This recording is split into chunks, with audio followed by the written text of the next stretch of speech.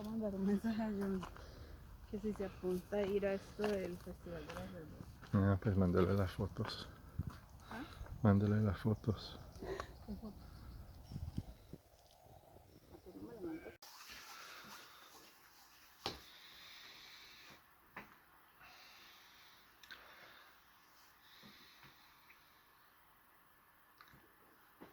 Hello. So this video is going to be about basic grammar concepts for monoglots, or people who only speak their mother tongue and no other language. So I think one of the reasons a lot of people fail trying to learn a second language is because they're trying to do too many steps at once, which can be overwhelming and makes a lot of people give up before they really get going. So I think in hindsight, probably the best way to learn a second language is to learn your own language first, and I don't mean that facetiously. So what quite often happens, especially at school or college, is you start learning a language and they start you off with the grammar, and they start talking about definite articles and subclauses and subjunctive and things like this. And if you were like me, when I was at school, I had no idea what they were talking about. We weren't taught grammar in English. We were taught comprehension, but we weren't specifically taught anything about grammar. And if you don't understand those terms in your own language and what they relate to and what grammar does, then you're going to struggle trying to get your head around it in a foreign language. So I think a good way to go about it would be to understand what these terms mean and what grammar does, because grammar isn't just the building blocks of the language. If you understand grammar, you can actually get a lot more meaning out of a sentence than if you don't understand the grammar. You just parse it because it's your mother tongue and you know how to read. If you actually understand what the grammar's doing, you glean a lot of extra information out of words, and you can also relate words to each other in a way you might not have done before, because you understand how to break words down to the roots and things like that. So if you can get your head around some of these concepts in English first, when you go to learn your second language, or third or fourth, all you really need to do is understand how each system of grammar works in the target language, and that makes things so much easier. If you speak to anybody who already speaks more than two languages, myself for example, English obviously is my mother tongue, so I don't remember having any problems, apart from maybe at primary school spelling was particularly difficult. Learning the second language, which for me, I did French at secondary school, and also did German.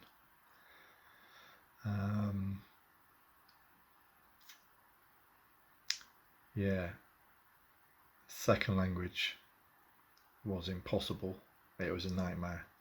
I remember in my German class, I went on to do A-levels at college, and the teacher had to stop the classes. They're trying to teach us a case system, which they have in German, and the entire class had no idea what the teacher was talking about, and the teacher ended up putting the classes on hold for about a month and going back and teaching us how to name parts of a sentence and what they do, before we could move forward in German again. So I'd suggest this isn't an isolated occurrence, and it probably happens with a lot of people in various different parts of grammar.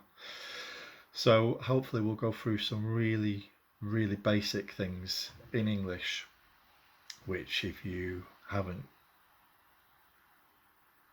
or may have heard of them but haven't understood fully how they work, it's going to put you in good stead if you want to learn another language. So we'll start off with really basics. The definite article and the indefinite article. What are they? So the definite article is in English the. We only have the one word, the. And the indefinite article is a or a. Again, there's only the one. We'll go into a little bit more about them in a few seconds. You'll have heard of nouns before. They're basically naming words for people, places or things. So anybody's name is a noun. Name of a town or a place is a noun. Also things like cup, spoon, phone, because it's a name of a thing. So those are all what are referred to as nouns. Gender isn't something we have too much in English, but most, certainly European languages, will have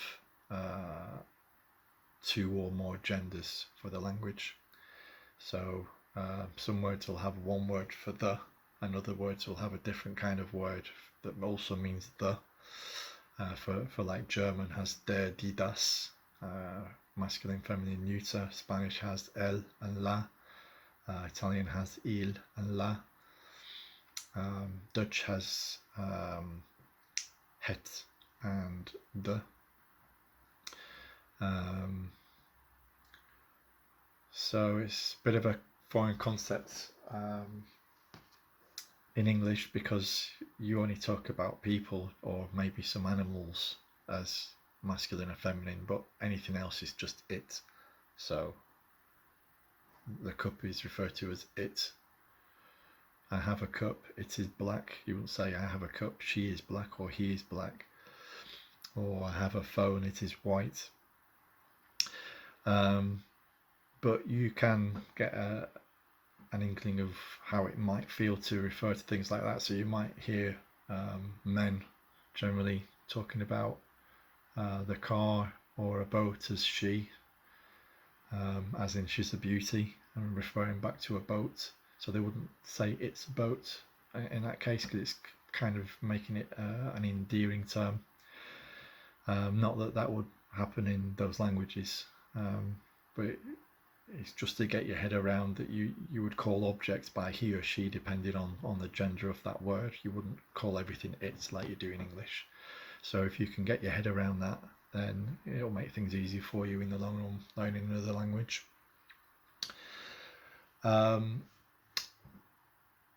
It's not abundantly clear where the genders come from in languages. Masculine, predominantly masculine, feminine and neuter, at least in the European languages. I think if you go back to Proto-Indo-European, which is the granddaddy of all languages in Europe and Asia, it wasn't masculine and feminine and possibly neuter. I think it was referring back to animate and inanimate objects. So they would have different articles depending on whether the object was something animate or inanimate, which probably made sense, bearing in mind how long ago that would have been, talking thousands of years. So over time that went from animate to inanimate objects, and became, in some languages, became masculine, feminine, neuter, etc., etc. So what can you do with grammar? I actually find grammar really interesting. I mean, it was a major chore when I was initially learning French and German. I hated grammar at school, but now I actually find it interesting. So, you know, quite often I'll find a language I've not heard before, and a lot of people's first inclination might be to go and look up basic words, whereas I would go and actually look up how the structure and the grammar of the language works. Is it an agglutinating languages? Do they have a subjunctive? If so, when is it used? How is it used? What's the grammar behind building the subjunctive in that language? Do they have masculine, feminine, neuter? Do they have how many past tenses do they have? All that kind of stuff. Because I find that really interesting. There's quite a lot of variety and quirks in language, which I find interesting. And grammar is interesting, as I mentioned before. If you're reading a sentence and you understand the function of the grammar, you actually get a lot more information out of the sentence than you would otherwise. So let's have an example of that then. So we've just talked about quickly the definite and indefinite article. So again, the definite article is the indefinite article is a. So we could say, for example, the man saw a cat, or the man saw a cat, or we could say the man saw the cat. So what's the difference between those two sentences? The man saw a cat, the man saw the cat. Now I think unless you've learnt languages, you just understand the sentences, but you probably never stop to consider what the actual difference is. Why do we have the and a? What's the difference? They sound very similar. If you just quickly listen to them, I don't think without deliberating for quite a while you're going to come up with or maybe you intrinsically understand the difference, but you can't put it down into words. So what is the difference? The man saw a cat means that we don't know what cat the sentence is referring to. So we know obviously there is a cat there, but it's basically an unknown. We can't specify which cat it is. There could be a few cats in the area, and it's just one of those possible many cats that we're referring to. Whereas if we say the man saw the cat, it implies that we know which cat we're talking about. So there is a specific cat that we're referring back to. So again, if you imagine a situation where there's 5 or 6 cats out on the street, maybe in Rome somewhere, and you say the man saw a cat, it was one of those cats, but we don't know which one. And if we say the man saw the cat, then out of those cats that are there, we know which one he's referring to. So straight away, if you can bear that in mind when you start reading sentences, if they're written well, you should get that extra little bit of information about that. Oh right, so it's the cat, so we know which one it is, as opposed to a cat, where it's just one out of a number of possibilities that may not even exist depending on the sentence. I believe in Japanese, or maybe Chinese, I'm not too sure, but they use marker words to indicate the same function. So they might not have the word the or a, but they use what they call marker words. They'll have a little word that goes before the noun, in this case cat, which will indicate, and I think specifically it refers to whether it's already been mentioned. So if you're talking about a subject in a sentence, and then you refer back to that same subject, you use this marker word that indicates that it's referring back to what you're already talking about, and it's a known topic in the sentence. Whereas if you didn't use that, it would imply you're now talking about a new subject or a new theme. I think that's how I've not studied a lot of Japanese. It's just from things I've seen on the internet, and did basic Japanese at university, but not very in depth. Other language will use case markers to do the same thing. For example, in German, the word the can actually change depending on what the function of the grammar is at that point. So I don't want to go too much into that at the moment. And then there's languages like Finnish, which is an agglutinating language, which means they put lots of prefixes and suffixes on the word which change the meaning.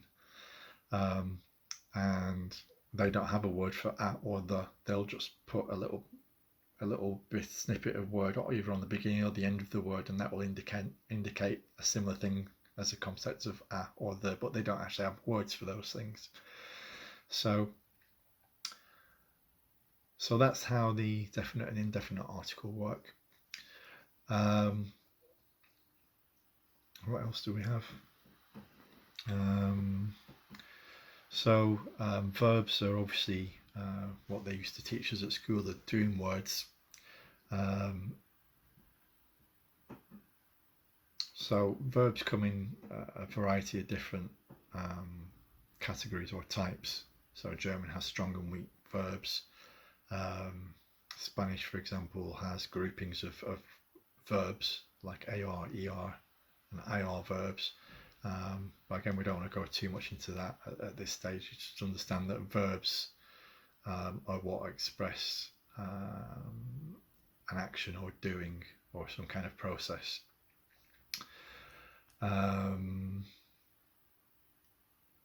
So for this video, let's say that there's two initial kind of verbs that you're going to learn. You're going to learn the infinitive, which is basically just the verb on its own without relating back to any specific person doing that verb. So to run, to think, to read.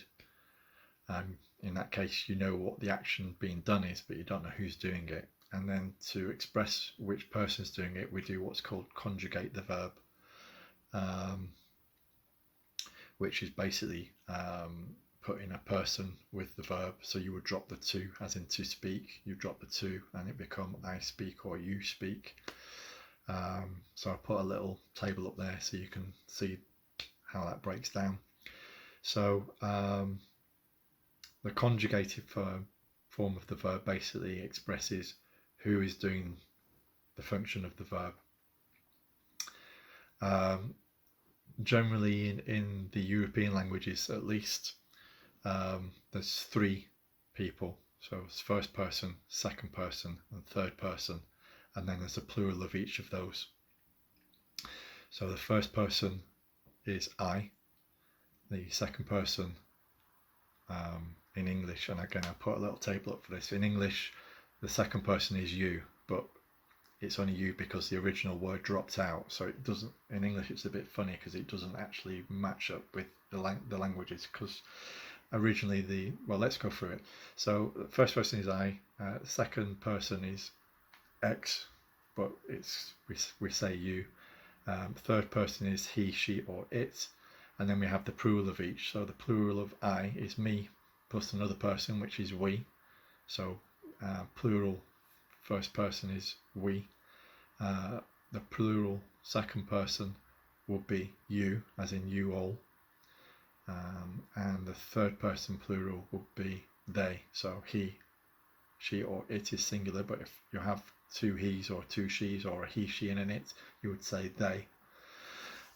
So if we just go back to you plural, second person plural, you all, you originally was plural. It always was a plural, and it was also a formal way of saying you.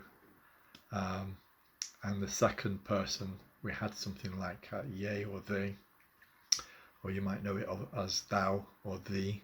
I think there are different functions of that word, but that's got dropped out of English. So we use now, it fits in for both of those concepts. Whereas in other languages they'll have distinct words for each one. For example, in German, second person is du, which is the impolite form as well, and then the plural would be ihr, which would be like you all. So I hope that makes sense. So when we conjugate verbs,